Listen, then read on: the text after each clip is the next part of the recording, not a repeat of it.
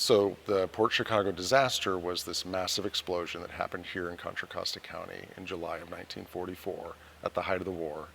And at the time, the Navy was segregated, and so only African American sailors were loading ammunition. It was very hazardous work, it was dangerous, and that caused the explosion. What followed after that was the Navy's effort to try to basically find someone to blame for this, and they charged the men who wouldn't go back to work with mutiny. The men who wouldn't go back to work essentially made the same complaint after the disaster that they did before, which was that it was very dangerous, it was very hazardous, and the Navy wasn't following basic safety precautions.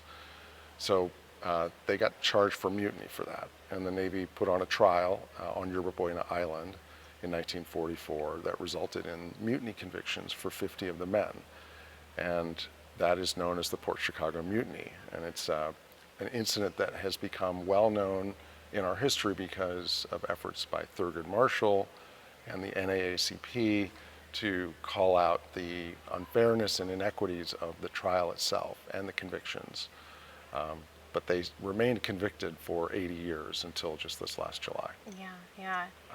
I've done some law school teaching through the last 15 or 20 years, and I used the history of the disaster in different ways to teach law students different concepts. So when I joined the board of the Contra Costa County Bar Association, I thought that I would propose a program. And I proposed a historical program that would be like a continuing education program for lawyers. The idea was we should be aware of what happened here in our county. So we should have a program that really delves into the history and helps us understand different concepts around elimination of bias, which is one of the categories of continuing education that lawyers have to obtain over time. So that, I spent about 6 months researching and writing it because I was familiar with the history, but I wanted to do something really in depth. And that webinar happened at the height of COVID, and we did a presentation, and there was a really good response to it, not just from the lawyers, but community members who were there too. And so I felt like this was something that I now knew a lot about, and I should try to put that to some good use, even in some small way. And so I proposed to the Bar Association that we form a task force, and that there be 2 goals to the task force: to continue to raise awareness about the history, and also to advocate for the exoneration of the Port Chicago 50, to actually have the convictions set aside as if they didn't happen. And I just felt like I had spent time with this history, had an understanding of what was wrong about it. This was a historic injustice. And with that knowledge, I felt came some responsibility to try to do something about it. So as a member of the bar, we are called to try to achieve justice in our work, and that can take many different forms. A lawyer advising an individual is trying to extend in that representation some rendering of justice. So it can take many different forms. This was just something that I thought, with my understanding and interest in history and also my career as a lawyer, I could combine these 2 things and try to not just call attention to it, but to try to change something about it. Wow. I've seen you come at this work from a very personal and faith-based place. What did the work that you did with Port Chicago, what did that mean to you personally, and how was your faith an active role in how you approached everything? My first calling to this issue was as a lawyer. I think the best lawyering is when you take your clients' problems and you absorb them to the greatest extent that you can as your own, and then you try to fix them. It's the true service, leaning into the service of the client.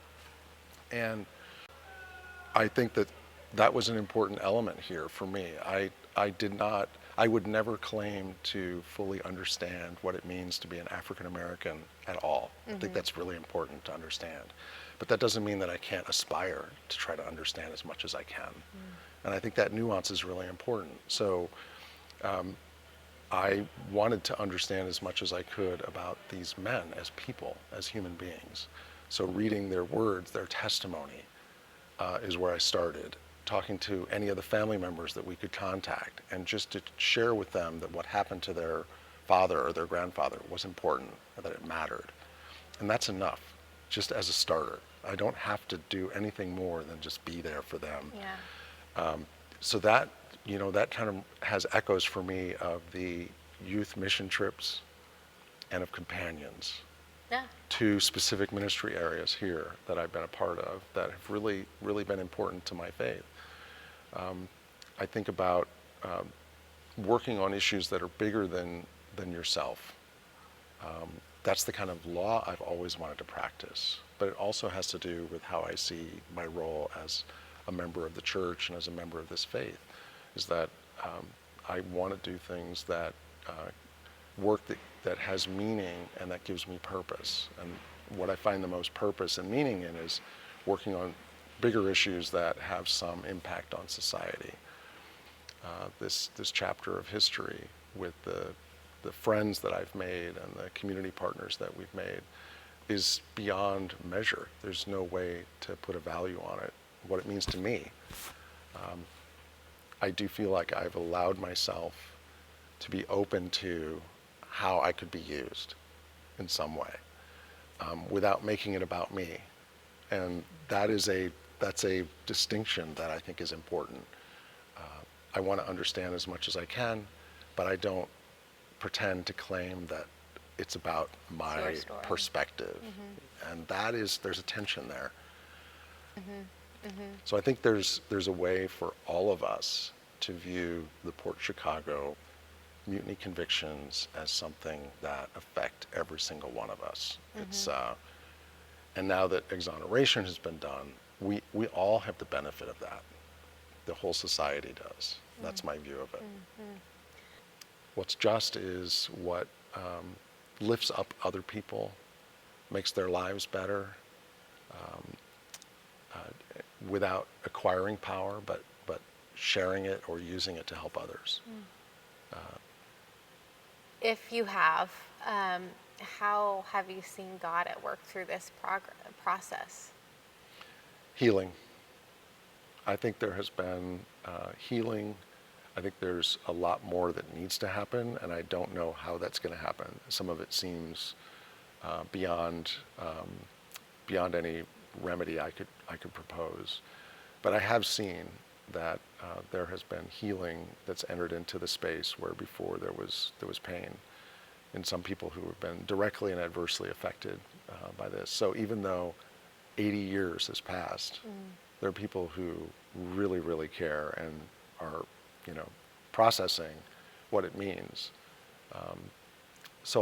For me, I see that I see it as both. I mean, there's both the human part of it, and for me, there's something faith-based that's at play. We went out into the community and we carried a message that this was an issue of social justice that we thought people should care about. And the community's response from one end of Contra Costa County to the other, and all through Alameda County as well, was a resounding voice of support. People were just moved by this, and it really gave us hope that we could communicate to the Navy that the community really cared about this issue. It gave us a lot to talk about with the Navy. So I'm very grateful to all the people who came to the presentations and who signed the petitions and who started talking about this. We encouraged people to share this history, and I could tell that people were. And so that's really important, I think. This idea that at the grassroots level, people wanted to see this happen, and by expressing that, they helped to make it so.